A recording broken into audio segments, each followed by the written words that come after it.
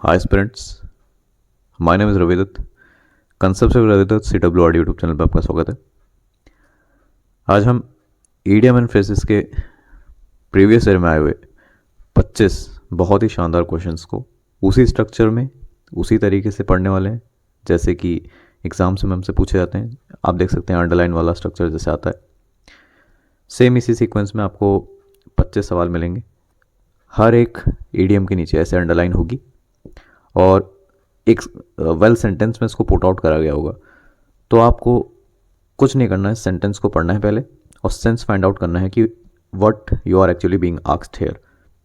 तो हम बारी बारी इन सवालों को सॉल्व करते हैं और इस टॉपिक की इंपॉर्टेंस इतनी है कि अगर आपने 700-800 से ज़्यादा इसको याद कर लिया है तो क्वेश्चन चाहे आपने ना भी पढ़ा हो और वो आ जाए तो you can very well eliminate those questions बहुत ही ज़्यादा आसानी से, क्योंकि आपका लेवल ऑफ अंडरस्टैंडिंग तब तक बहुत ज़्यादा डेवलप हो जाएगा। सो बारी बारी इन क्वेश्चंस को सॉल्व करते हैं, आगे चलते हैं। सो हमारे पास क्वेश्चन नंबर फर्स्ट है यहाँ पे। ये कह रहा है for his alleged involvement in espionage he is under a cloud these days. तो देखो, एलिजिड मतलब होता है कथित, इन्वॉल्वमेंट इन एस्पियोनेज, एस्पियोनेज का मतलब होता है जासूसी। तो कोई इंसान जासूसी के शक के घेरे में है, ठीक है। तो अंडर अ क्लाउड का मतलब ये नहीं होता कि कोई इंसान बादल के नीचे। ये बस आपको इमेज अपने दिमाग में सेट करनी है कि अंडर अ क्लाउड का मतलब होता है शक के घेरे में होना। इंसान जो है शक के घेरे में है। So option C is our answer, under suspicion. Next question, question number second हमारे पास। ये कह रहा है we have appeal to him again and again, there is no use of flogging a dead horse now. तो देखो, flogging a dead horse यहाँ पे इसका मतलब क्या है कि फ्लॉगिंग मतलब होता है पनिश करना, किसी को स्टिक से या कैसे भी करके पीटना, पनिश करना। तो जो घोड़ा मर चुका है, जो अब जिसमें जान ही नहीं है, उसको पनिश करने का क्या फ़ायदा, यानी वो यूज़लेस एफर्ट कर रहा है। तो हमारा आंसर यहाँ पे ऑप्शन नंबर डी हो जाएगा, यानी wasting time in useless effort. Next question की तरफ चलते हैं। क्वेश्चन नंबर थर्ड है हमारे पास। ये कह रहा है because of his misbehaviour he is bound to face the music. तो देखो, फेस द म्यूज़िक जो है इतना ज़्यादा फेवरेट क्वेश्चन है कि पता नहीं कैसे क्यों हर एक एग्ज़ाम में देखने को मिलता है। तो इसको एक बार समझ के क्लियर कर दो। सो फेस द म्यूज़िक का एक्चुअल मतलब क्या होता है? देखो, सपोज वैसे देखो, म्यूज़िक तो एक अच्छी चीज़ होती है, ठीक है। फेस का मतलब होता है कि तुम्हें उसे सामना करना पड़ रहा है, सहन करना पड़ रहा है। तो अच्छी चीज़ को तो आप सहन नहीं करोगे ना, अच्छी चीज़ के लिए तो नहीं कहोगे यार इसको मजबूरी में सहन करना पड़ रहा है मुझे। तो ऑब्वियसली जब आपको कोई पनिशमेंट दे रहा है तभी तो आप उसको फेस करोगे ना। तो इसका आंसर होगा बी, गेट रेप्रिमांडेड। रेप्रिमांडेड का मतलब होता है डांट लगाना या फटकार लगाना किसी को। तो आपको डांट लग रही है, फटकार लग रही है, this means you are facing the music. इसे ऐसे याद कर लेना। Let's move ahead to next question. अब है हमारे पास क्वेश्चन नंबर फोर्थ। ये कह रहा है the working of the factory was disrupted on account of a token strike by the workers.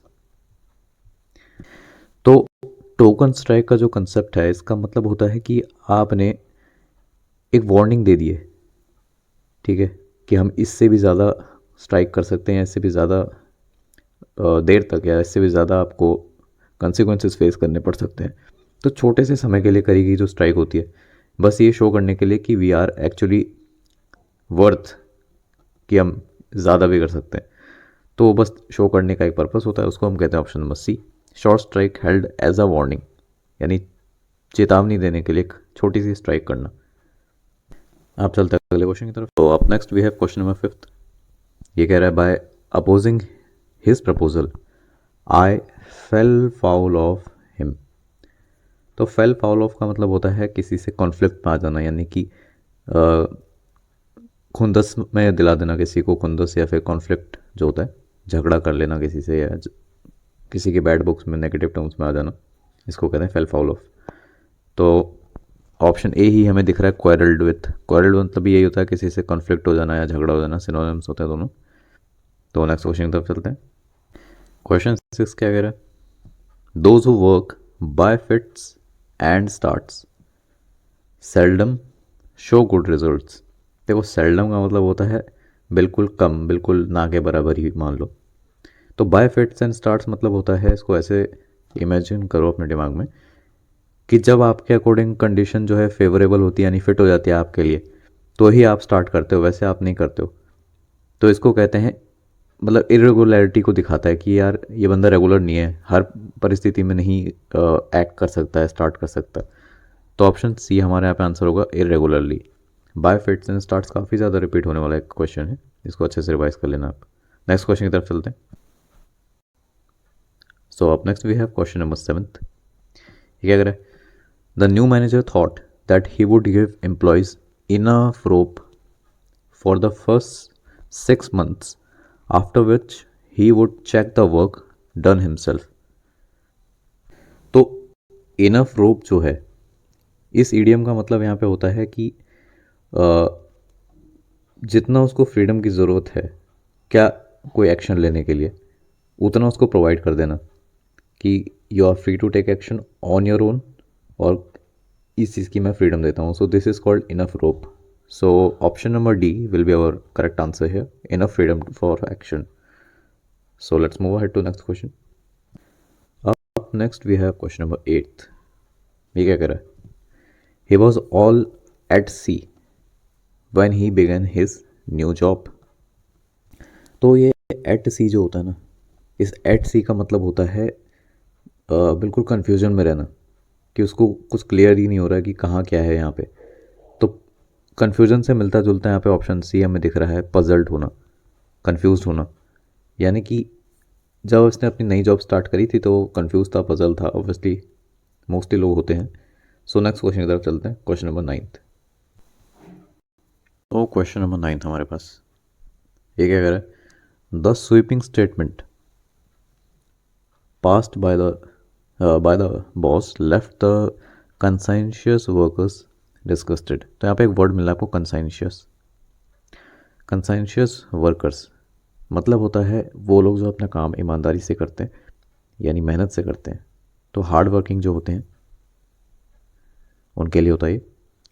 और डिस्गस्टेड मतलब होता है कोई चीज़ या कोई इंसान आपको पसंद ना आ रहा हो, या कोई बात किसी की पसंद ना आ रही हो, तो उसको बोलते हैं डिस्गस्ट होना किसी से। तो अब इनका मतलब इस स्टेटमेंट से समझते हैं हम। देखो ये क्या करे, स्वीपिंग स्टेटमेंट का मतलब होता है कोई हार्श चीज़ कह देना, या फिर कोई ऐसा स्टेटमेंट पास करना जो बहुत ही ज़्यादा चुभे किसी को। तो the sweeping statement by the boss left the conscientious workers disgusted, यानी कि बॉस ने जो हार्श शब्द कहे या स्टेटमेंट पास की, उससे जो ईमानदारी से काम करने वाले लोग भी थे वो भी उनको पसंद नहीं आई वो स्टेटमेंट, उनको मतलब वो चीज़ पसंद नहीं आई, उसकी बात है। तो हार्श से मिलता जुलता यहाँ पे रैश स्टेटमेंट हमें लग रहा है, ऑप्शन ए यहाँ पे सही हो जाता है।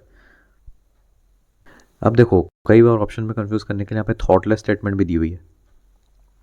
थॉटलेस स्टेटमेंट का मतलब ये नहीं होता कि आप किसी को चुबा रहे हो, हर्ट कर रहे हो, या ये कुछ भी हो सकता है, आप ऐसे रैंडमली कुछ भी बोल सकते हो।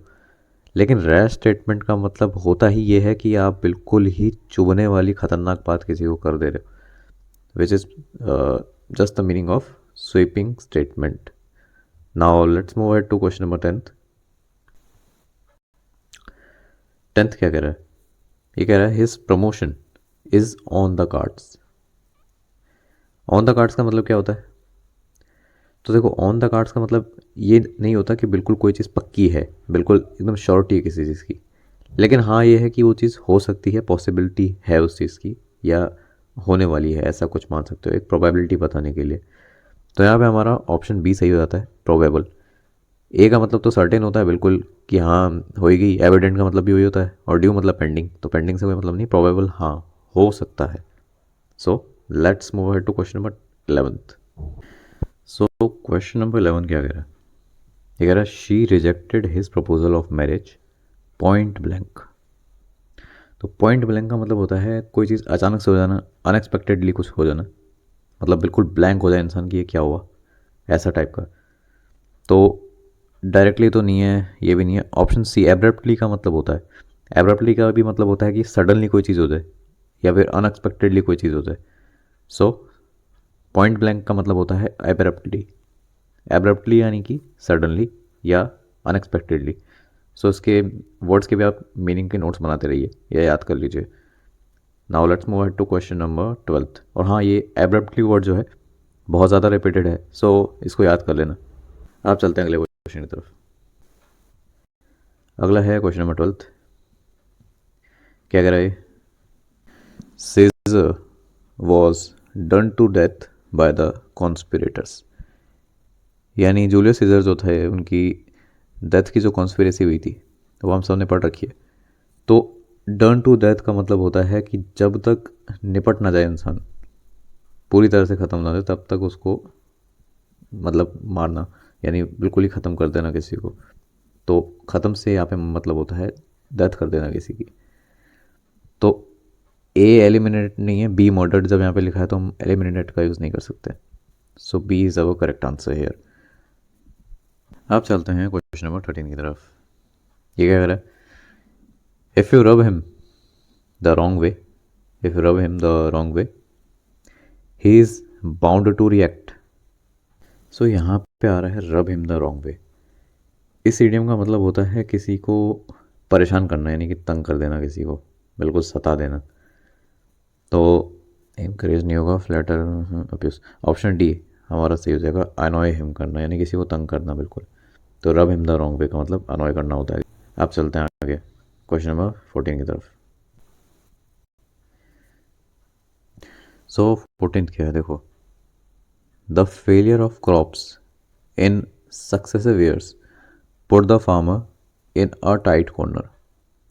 तो टाइट कॉर्नर में पुट करना किसी को मतलब होता है कि उसे कठिन परिस्थितियों में रखना, यानी डिफ़िकल्टीज़ में आ जाना काफ़ी। तो इसके लिए आंसर होगा हमारा option number C, in a difficult situation.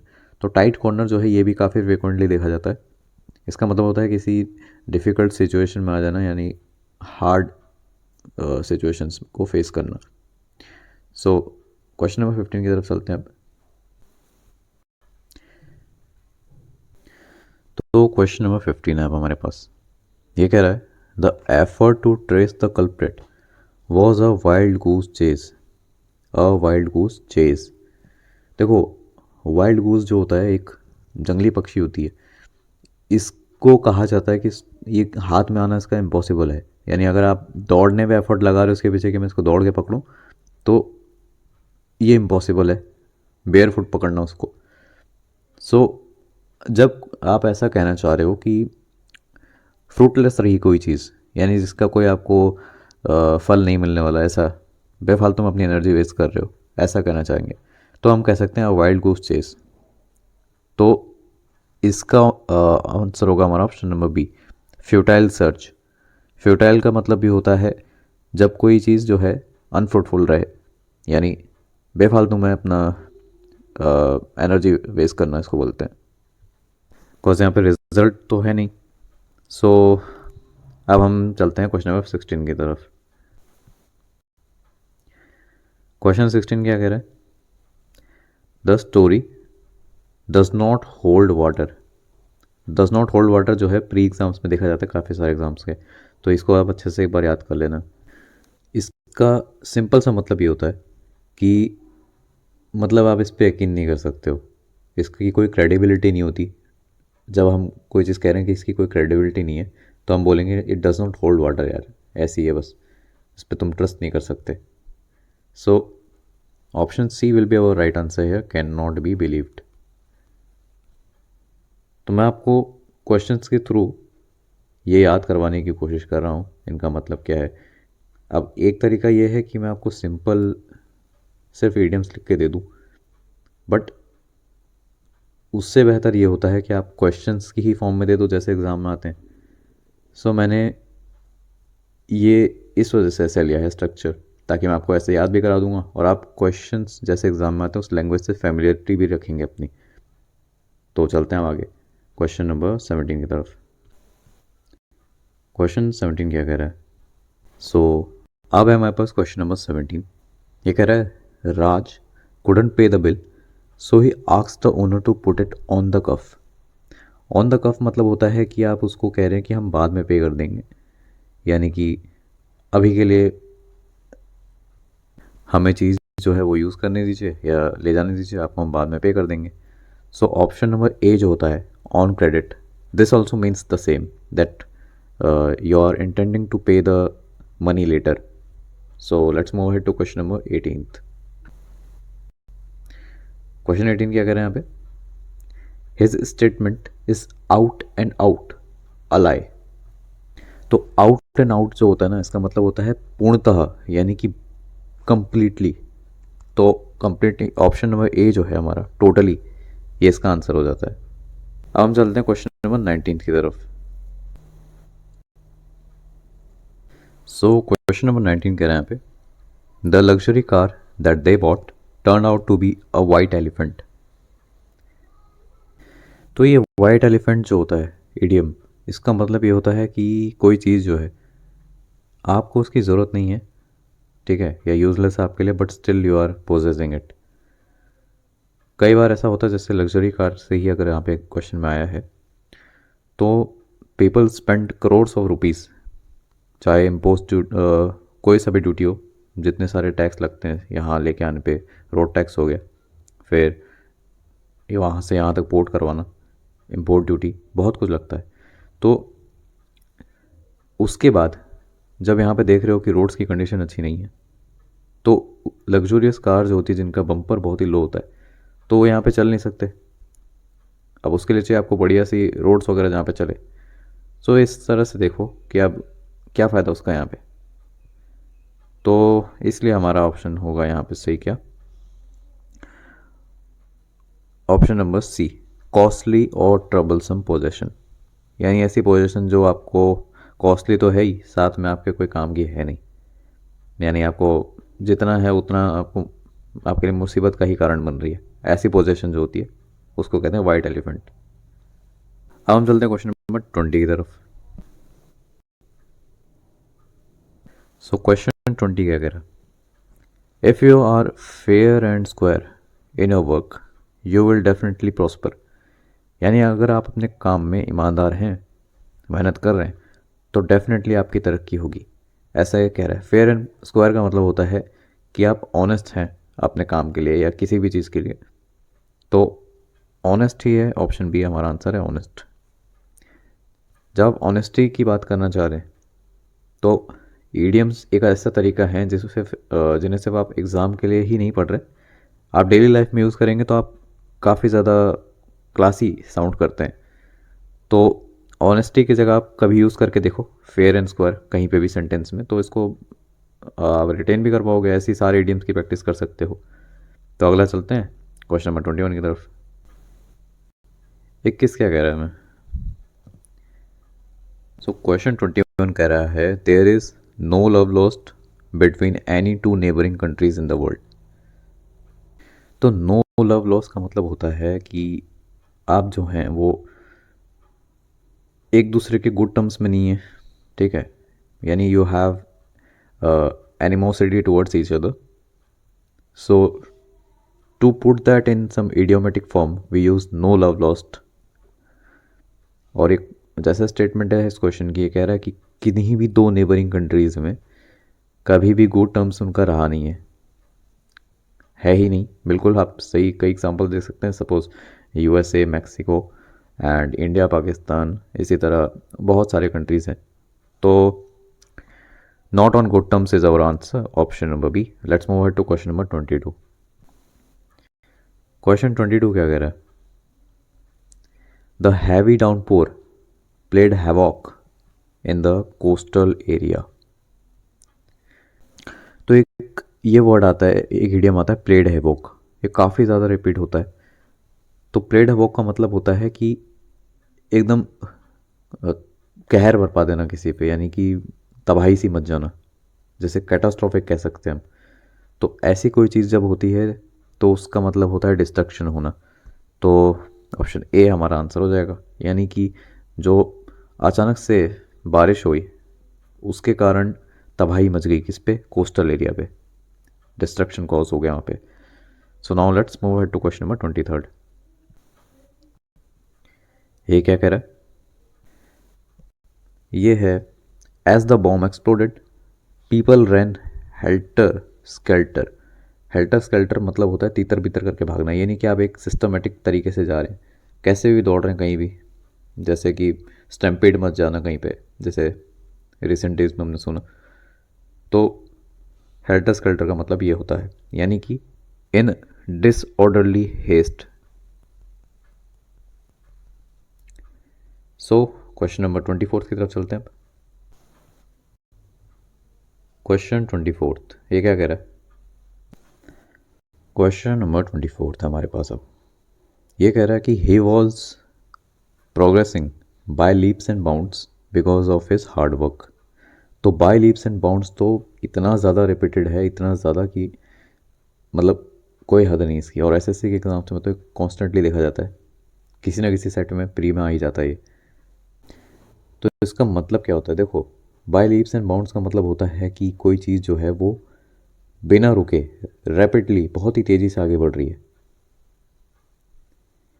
बहुत तेज़ी से कोई चीज़ ऊपर जाए, उसको बोलते हैं क्या? By leaps and bounds. अगर आप कहना चाह रहे हैं कि कोई चीज़ रैपिड है, ऑप्शन ए इसका आंसर है, तो आप यूज़ कर सकते हैं बाय लीप्स एंड बाउंड्स। अब हम चलते हैं क्वेश्चन नंबर 25 की तरफ। सो अब है क्वेश्चन नंबर 25। ये क्या कह रहा है? Our founder had done a Herculean task by constructing this great educational institution। तो देखो, हरकुलियन टास्क तो पहले मैं आपको बताऊँ काफ़ी ज़्यादा रिपीटेड है, ठीक है, इसको आप याद कर सकते हो। हरकुलियन टास्क किसी भी ऐसे काम को कहते हैं जिसके लिए आपकी खूब ऊर्जा लग रही है, खूब मशक्क़त आपको करनी पड़ रही है, यानी खूब एफर्ट्स लग रहे हैं आपके। तो ऑब्वियसली ऐसा काम खूब ह्यूमंगस हो सकता है, बहुत बड़ा काम हो सकता है कोई। तो जिस काम में आपको एफर्ट लग रहे हैं खूब, यानी आप कहना चाह रहे हो कि मुझे बहुत एफर्ट लग रहे हैं, तो आप कह सकते हो उस जगह पे कि हरक्यूलियन टास्क। सो हमारा आंसर हो जाएगा यहाँ पे option number C, a work requiring very great effort. Suppose जैसे कि आपको रनिंग की हैबिट है नहीं, अब ऑल ऑफ अ सडन आपको कह दिया जाए कि आप 5 किलोमीटर जाके रन करिए। सो अब आप वहाँ पे कहेंगे कि यार ये तो एक हरकुलियन टास्क हो गया मेरे लिए। तो बस इसी तरह इनका यूज़ होता है डेली लाइफ में। वीडियम्स का यूज़ जो है केवल एग्ज़ाम से हट के अगर नॉर्मल कम्युनिकेशन में भी करते हैं तो आप क्लासी साउंड करते हैं। और इसी तरह हमने 25 क्वेश्चंस के साथ इस टॉपिक को कर लिया। आज के जो 25 क्वेश्चन थे हमारे कंप्लीट हो गए। एंड आपने इसमें से कितने सही करे ये आप बता सकते हैं मुझे कमेंट सेक्शन में, या आपको कितने आते थे। एक चीज़ मैं चाहूँगा आपसे कि आप कमेंट्स में ये बताएं कि आप किस एग्ज़ाम के लिए प्रिपरेशन कर रहे हैं। यानी मैं जानना चाहूँगा कि मोस्टली लोग जो हैं किस एग्ज़ाम को टारगेट कर रहे हैं। चाहे आपके पास ये वीडियो कभी भी पहुँचे, एक बार बता दें कि आप किस एग्ज़ाम के लिए प्रिपरेशन कर रहे हैं नीचे। सो इसी के साथ देखिए, ये सारे एग्ज़ाम्स हैं एसएससी का, चाहे आप कोई भी एग्ज़ाम दे रहे हो, जीडी से लेके सीजीएल जेएसओ तक, बैंकिंग के एग्ज़ाम्स हैं, डिफेंस हैं, रेलवे हैं, यूपीएससी सिविल सर्विसेज है, डीएसएसबी केवीएस सीटेट हो गया, या स्टेट पीसीएस का, इनमें से कोई सा भी एग्ज़ाम। अगर आप इनके लिए स्टडी कर रहे हैं तो ये ऑब्वियस है कि आप प्रीवियस ईयर के पेपर्स को भी एनालाइज करते होंगे कि यार क्या ट्रेंड चल रहा है, पिछले 1-2 सालों में क्या ट्रेंड रहा है, पिछले 4-5 सालों में क्या ट्रेंड रहा है, क्या अभी फ़र्क आ रहा है, ये चीज़ आप एनालाइज करते होगे।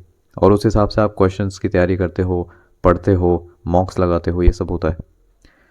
अगर आप कंसेप्ट से रविदत्त चैनल पे जुड़ते हो, जिसका मतलब आप सब्सक्राइब करते हो इस चैनल से, तो इस चीज़ की टेंशन आपको लेने की ज़रूरत नहीं है। उसके बाद इस चैनल पे ये सारा जितना भी प्रीवियस ईयर का एनालिसिस है हर एक एग्ज़ाम का होता है। इनको एनालाइज करने के बाद ही जो प्रैक्टिस सेट्स हैं, जो वोकेबलरी सेशन है, जो भी कुछ यहाँ पे लाया जाता है, सो वो आपके सामने प्रेजेंट करा जाता है। अब नेक्स्ट चीज़ ये है कि अगर आपका इन एग्ज़ाम्स में से कोई सा भी आप प्रिपरेशन कर रहे हो, आपके पास इनसे रिलेटेड कोई क्वेश्चन है जो इसमें आपको लग रहा है कि यार मेरे कंसेप्ट मुझे समझ नहीं आ रहा है या थोड़ा सा कन्फ्यूजिंग है, तो आप इस कमेंट सेक्शन का यूज़ कर सकते हो नीचे, और मुझे क्वेश्चन दे सकते हो, चाहे कोई सा भी टॉपिक हो, इट डजेंट मैटर। आप वो क्वेश्चन ड्रॉप कर दीजिए नीचे, आपको उसका आंसर मिल जाएगा। और एक छोटी सी चीज़ मैं आपसे अर्ज करना चाहूँगा। देखिए, जिस तरह से एक एस्पिरेंट का जो हार्डवर्क होता है वो उसे पता होता है कि वो कितनी मेहनत कर रहा है. So it is appreciated after you get successful. जब आपका सिलेक्शन हो जाता है तभी वो अप्रिशिएट होता है, ये आप भी जानते हैं. इसी तरह हम जो आपके लिए इतनी मेहनत कर रहे हैं, यहाँ पे कंटेंट लेके आते हैं, प्रीवियस ईयर्स को एनालाइज भी करते हैं, हमारा एफर्ट अप्रिशिएट करने का सिर्फ एक छोटा सा तरीका है कि आप लाइक कर सकते हैं इस वीडियो को, चैनल से भी जुड़ सकते हैं सब्सक्राइब करके. It won't cost you anything. साथ ही हमें बहुत खुशी होगी कि हम आपके सक्सेस में छोटा सा भी रोल प्ले कर पाएँ, क्योंकि यहाँ पे जो भी कंटेंट दिया जाता है, जो भी वीडियो लाई जाती है, वो बिल्कुल एग्ज़ाम ओरिएंटेड है. आपको हर एक एग्ज़ाम में इसका बेनिफिट देखने को मिलेगा. सो अगर ये आपका फर्स्ट टाइम विजिट है इस चैनल पे, तो आप कंसिडर कर सकते हैं कि आप चैनल से जुड़ें, सब्सक्राइब कर लीजिए. आपका सब्सक्रिप्शन बिल्कुल भी वेस्ट नहीं जाएगा, इसकी गारंटी मैं देता हूँ आपको. आपको टाइम टू टाइम कंटेंट के साथ अपडेट रखा जाएगा और मॉडर्न ट्रेंड्स और रिक्वायरमेंट्स के अकॉर्डिंग ही आपको यहाँ पे चीज़ें प्रोवाइड की जाएंगी. सो थैंक्स अ लॉट, आपने इतना समय दिया. अब हम नेक्स्ट किसी वीडियो में फिर से डिस्कशन करेंगे. तब तक के लिए थैंक यू सो मच.